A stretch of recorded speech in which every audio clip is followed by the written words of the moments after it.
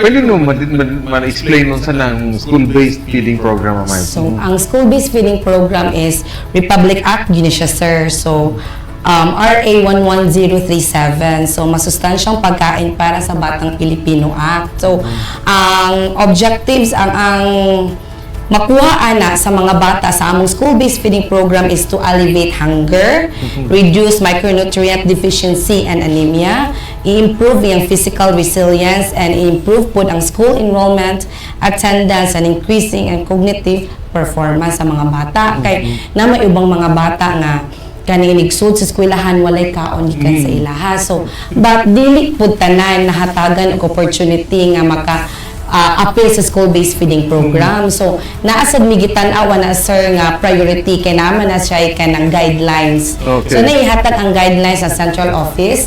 So, naghatag mi sa mga karon nga tuig.